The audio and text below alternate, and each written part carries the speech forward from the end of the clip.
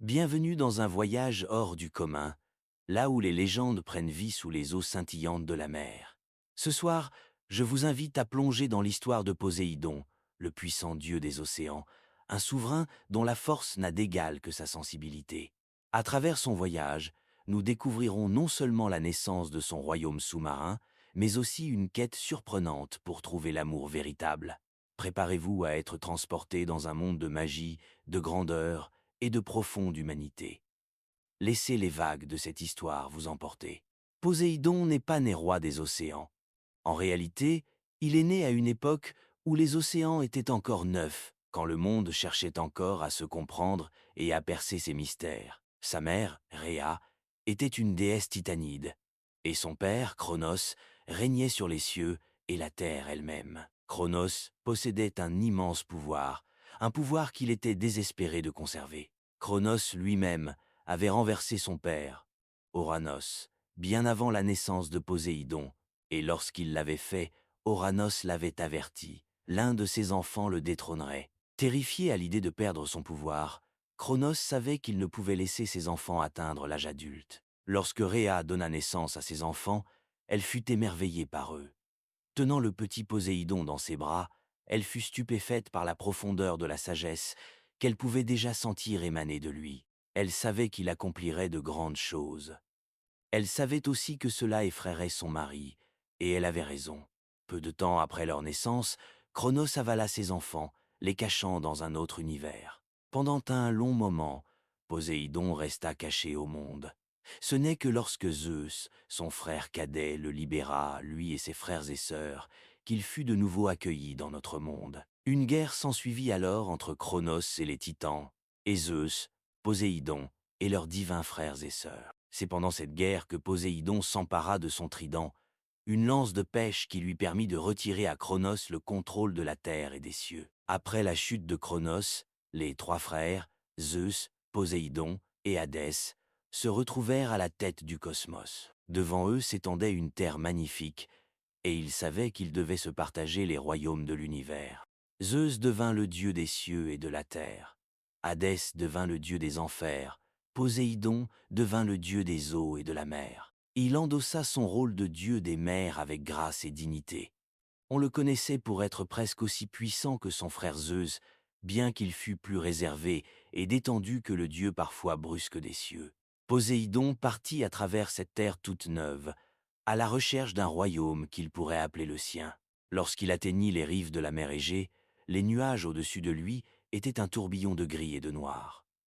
Une tempête se préparait depuis longtemps. Une brume flottait dans l'air, semblant danser à la surface de la mer, assombrie par l'ombre des nuages. Poséidon contempla la mer et le ciel pendant un long moment, émerveillé par leur beauté, aussi parce qu'il savait que tout cela, que toute goutte, était sous son contrôle. Il leva les mains en l'air, observant le ciel au-dessus de lui, une lueur dans les yeux. Tandis qu'il levait les mains, la pluie commença à tomber en cascade des nuages. La pluie semblait bouillonner à la surface de l'océan, libérant des volutes de brume et de condensation qui flottaient lourdement au-dessus des vagues. Le son de la pluie apportait à Poséidon un sentiment de paix et de calme. Il continua de lever les mains, laissant la tempête s'abattre sur la terre avec plus de force. Le bruit de la pluie, martelant le sable doré et la mer époustouflante, suffisait à le plonger dans la sérénité. Sachant qu'il était temps de descendre sous les vagues, il abaissa ses mains, et la pluie cessa. Il laissa les nuages subsister, savourant l'atmosphère de mélancolie paisible qu'ils apportaient à son domaine. Poséidon monta à bord de son char, un char tiré par les plus beaux chevaux que le monde ait jamais vus. Ce fut Poséidon lui-même qui inventa les chevaux, peu de temps après que les dieux eurent pris le contrôle de la terre. Poséidon offrit des chevaux aux humains, aux dieux, à tous ceux qu'il aimait. Il les chérissait profondément et sincèrement. Chaque jour, lorsqu'il montait dans son char, il caressait doucement les muscles des chevaux blancs immaculés qui le tiraient. Ces créatures étaient douces, aimables et loyales, et elles regardaient Poséidon avec des étoiles dans les yeux. Il les traitait bien, et son adoration pour elles se manifestait partout où il allait. Son char était l'un des plus beaux au monde, une masse d'or étincelante même sous la lumière tamisée qui filtre après une tempête. Certains endroits de l'extérieur étaient parsemés de coquillages et ornés d'algues qui n'étaient pas tombés depuis sa dernière sortie hors des flots. Mais Poséidon n'y prêtait pas attention. Il était heureux de transporter la mer avec lui partout où il allait. Il s'installa sur le siège luxueux du char, ressentant une étrange chaleur, en lui quelque chose attirant son attention. Poséidon savait qu'aujourd'hui serait le jour où il trouverait l'endroit parfait pour son royaume. Il sourit à ses chevaux et fit claquer les rênes, les incitant à avancer. Avec aisance, les chevaux l'emportèrent sur la mer. Grâce au pouvoir de Poséidon, ils glissèrent sans effort à la surface de l'océan. Le char filait au-dessus des vagues, soulevant une brume derrière lui, tandis qu'il ondulait doucement sur l'eau en mouvements longs et fluides. Chaque virage, chaque mouvement était aussi gracieux que le glissement sur la glace. Poséidon adorait sentir la brume s'élever autour de lui, s'emmêlant dans ses cheveux et sa barbe, tandis que l'arôme salin de la mer magnifique l'enveloppait. Nulle part ailleurs, il ne se sentait plus chez lui que sur l'océan, ou du moins le pensait-il. Il claqua les rênes à nouveau, et avec ce mouvement, les chevaux plongèrent sous les vagues. Comme Poséidon, il pouvait respirer sans effort, quelle que soit la profondeur. La transition entre la surface et le monde sous-marin était comme entrer dans un royaume totalement différent. Les bruits sous les vagues étaient étouffés, paisibles et sereins. Et il croyait vraiment que tout était plus beau sous la mer. Il aimait la manière dont la lumière traversait les vagues, créant des éclats magiques d'or et de bleu dans l'eau cristalline. Il admirait comment le temps semblait ralentir sous les flots. Ici, tout avançait plus calmement, et rien n'exigeait son attention immédiatement, sauf si les vagues changeaient ou que la lune se levait pour jouer. Guidant ses chevaux bien-aimés, Poséidon explorait le monde sous-marin, glissant sur une crête qui s'élevait du fond de l'océan. En voyageant, il ressentit une impulsion de s'arrêter. La crête était vivante, couverte de verdure sous-marine, des algues ondulant doucement au gré du courant, des coquillages et crustacés prospérant, et des étoiles de mer vaquant tranquillement à leurs occupations. Dès l'instant où Poséidon posa les yeux sur cet endroit hors du commun, il sut que c'était là qu'il bâtirait son royaume. Peu après, Poséidon commença la construction de son palais, une structure au-delà des rêves les plus fous de n'importe quel dieu. Des tours de nacre surgissaient du fond de l'océan, incurvées et lisses, semblables aux coquillages éparpillés sur les fonds marins environnants. De grandes salles émergèrent du sable, et des chambres furent remplies des tissus les plus luxueux imaginables. Les halls scintillaient d'or, d'argent et des pierres précieuses les plus raffinées de la terre. Cependant, ce qui enthousiasmait le plus Poséidon, c'étaient les écuries. Là, il avait suffisamment de place pour garder tous les chevaux qu'il désirait. Il choisit les plus nobles coursiers de la terre, blancs comme neige, leurs couleurs contrastant magnifiquement avec l'arrière-plan de l'océan. Leurs crinières étaient dorées, si éclatantes qu'elles semblaient tissées avec des rayons du soleil. Leurs sabots, robustes et éclatants, leur permettaient de porter le dieu où il souhaitait aller. Dans son royaume, Poséidon était comblé.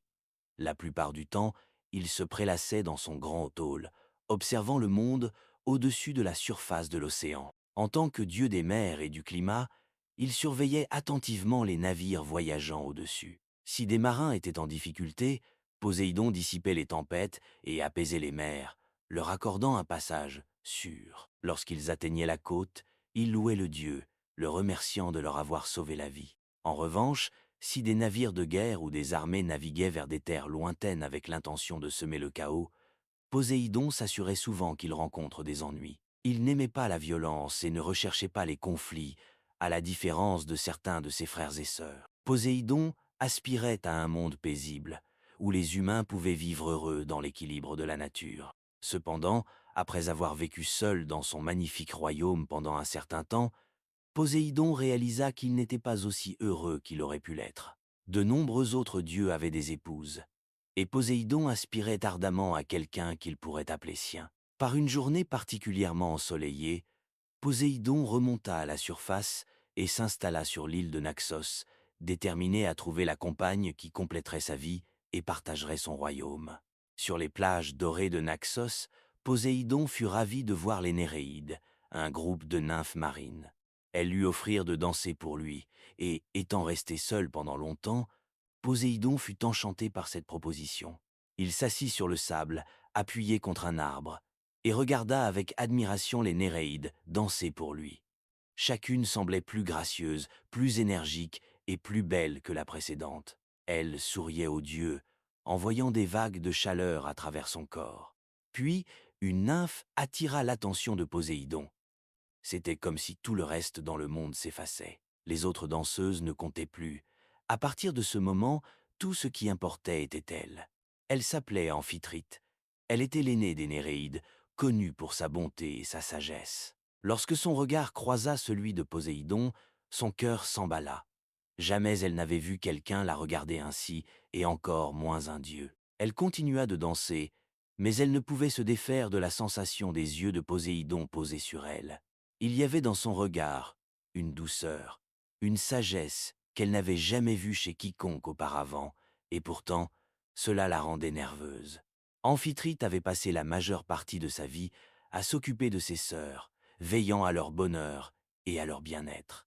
Elle passait ses journées à faire de la musique, à danser avec elles et à profiter de leur temps ensemble. Elle avait entendu dire que le mariage signifiait perdre son indépendance, et elle ne voulait pas de cela. Lorsque la danse prit fin, personne ne fut surpris de voir Poséidon s'approcher d'Amphitrite. Il lui tendit une fleur des mers et lui adressa un sourire. D'une voix basse et calme, comme à son habitude, il lui dit qu'elle l'avait enchanté. Ses sœurs regardèrent la scène avec de grands yeux rêveurs, ravis qu'Amphitrite ait attiré l'attention d'un dieu. Mais Amphitrite ne fut pas particulièrement aimable avec Poséidon. Elle le remercia froidement et lui demanda quand il retournerait à la mer. Ses sœurs furent choquées par sa réaction, tout comme Poséidon. Pourtant, au fil de leur conversation, Poséidon commença à comprendre. Elle devait trouver la situation intimidante et avoir entendu des histoires sur les mariages de ses frères et sœurs, des histoires qui l'avaient éloignée de l'idée d'épouser un dieu.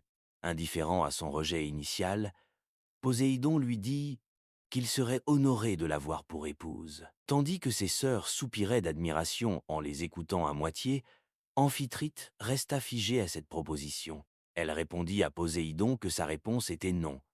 Elle ne l'épouserait pas, ni maintenant, ni jamais. À sa grande surprise, Poséidon hocha simplement la tête et lui dit doucement qu'il comprenait.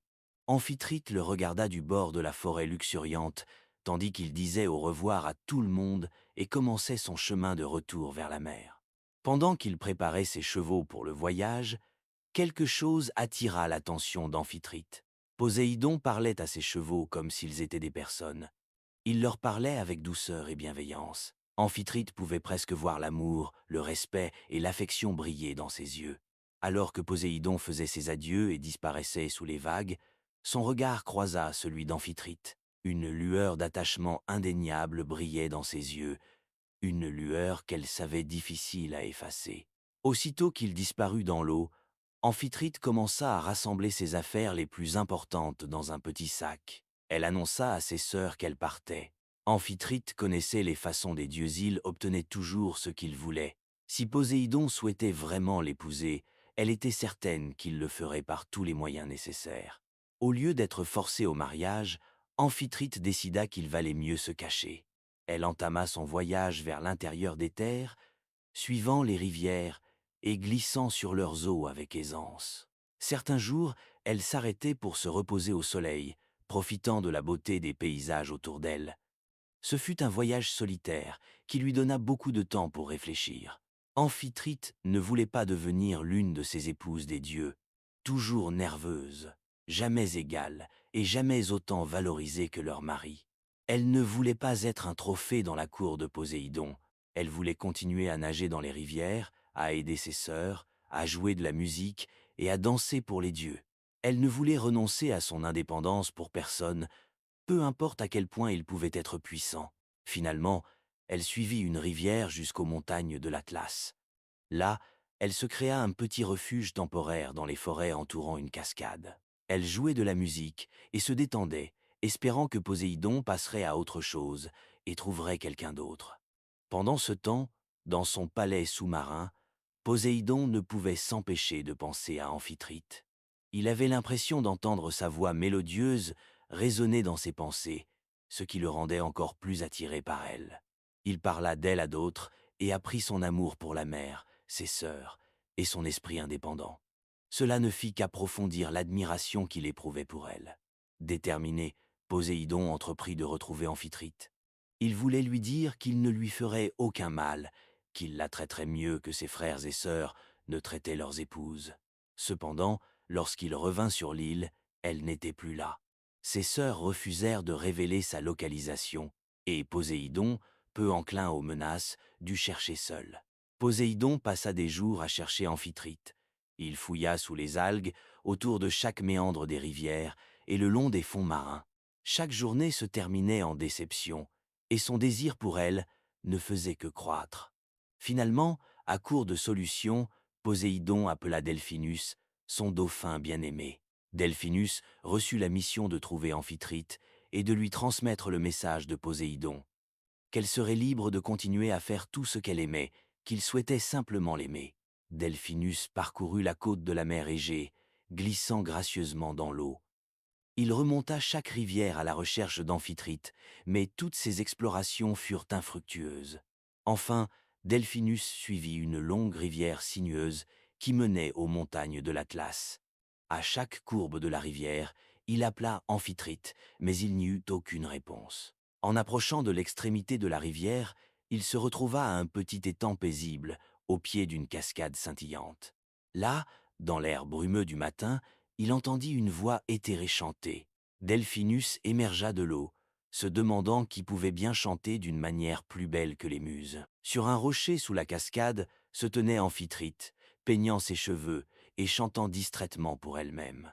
Lorsqu'elle posa les yeux sur Delphinus, elle sourit et s'excusa de ne pas l'avoir remarqué plus tôt. Delphinus comprit instantanément pourquoi Poséidon était tombé si profondément amoureux d'elle. La chaleur qu'elle dégageait était unique. Il s'approcha doucement, lui expliquant qu'il venait au nom de Poséidon. Le sourire d'Amphitrite s'évanouit immédiatement et elle parut prête à se défendre. Mais Delphinus la rassura en disant qu'il n'était pas là pour l'enlever, mais simplement pour lui parler. Sa méfiance disparut lorsque la vérité tomba de ses lèvres. Elle n'avait jamais entendu parler d'un dieu adoptant une approche aussi respectueuse auparavant. Delphinus lui transmit le message de Poséidon, qu'il souhaitait qu'elle conserve sa liberté, vive une vie pleine et belle, et continue de faire ce qui lui plaisait. Poséidon voulait simplement qu'elle soit à ses côtés, comme une égale. Amphitrite fut stupéfaite, émerveillée qu'un dieu puisse dire une telle chose. Puis Delphinus parla avec son cœur, racontant toutes les bonnes actions qu'il avait vu Poséidon accomplir. Il décrivit Poséidon comme un souverain bienveillant, préoccupé par la paix et le bien, être des autres plutôt que par le pouvoir. Il n'est pas un Zeus, assura-t-il. Le cœur d'Amphitrite commença à s'adoucir. Elle se souvint de la bonté de Poséidon, surtout de la façon dont il traitait ses chevaux avec tant d'amour et de respect. Elle n'avait jamais entendu parler d'un homme, mortel ou dieu, désirant une femme comme son égale. Elle savait que le mariage était inévitable pour elle, et si elle devait se marier, elle voulait que ce soit avec un homme qui pensait ainsi. Avec un sourire, elle accepta de retourner au palais de Poséidon avec Delphinus. Quand Delphinus arriva au château sous-marin avec Amphitrite, Poséidon n'en croyait pas ses yeux. Elle était encore plus belle sous les flots. Amphitrite regarda autour d'elle, émerveillée par la splendeur du royaume. Poséidon prit doucement sa main et l'accueillit dans son nouveau foyer. Ce même après-midi, ils se marièrent lors d'une cérémonie à laquelle assistèrent tous les dieux. Pendant qu'ils échangeaient leurs vœux, Amphitrite vit l'amour briller dans les yeux de Poséidon. Elle se sentit valorisée et respectée par lui, et elle savait que c'était le début de quelque chose d'extraordinaire. Les dieux et les Néréides célébrèrent toute la nuit, se réjouissant de cette union. Comme Poséidon l'avait promis, leur mariage fut bâti sur le respect mutuel et l'amour. Chaque jour, Poséidon et Amphitrite se réveillaient dans les bras l'un de l'autre. Certains jours, ils se prélassaient ensemble au château. D'autres, Amphitrite remontait à la surface pour visiter ses sœurs, jouer de la musique et danser. Avec chaque jour qui passait, leur bonheur grandissait. Après une enfance tumultueuse, Poséidon avait non seulement bâti un château magnifique pour lui-même, mais aussi fondé une famille. Ensemble, Poséidon et Amphitrite régnèrent sur les mers comme rois et reines, et tous dans leur royaume leur étaient reconnaissants pour leur leadership sage et bienveillant. Ainsi s'achève notre voyage dans le royaume sous-marin de Poséidon, où les mers ne sont pas seulement des étendues d'eau, mais un reflet de la paix et de l'amour qui règne dans son cœur. Cette histoire nous rappelle qu'au-delà du pouvoir et de la grandeur, ce sont le respect et l'égalité qui rendent une union véritablement magique. Poséidon et Amphitrite, à travers leur lien unique, nous montrent que même dans les profondeurs de la mer, il existe des leçons pour notre monde terrestre. Si cette histoire vous a touché, n'oubliez pas de laisser un pouce bleu, de vous abonner pour ne jamais manquer nos contes, et de partager cette vidéo avec ceux qui rêvent d'évasion. À bientôt pour un nouveau voyage au cœur des légendes.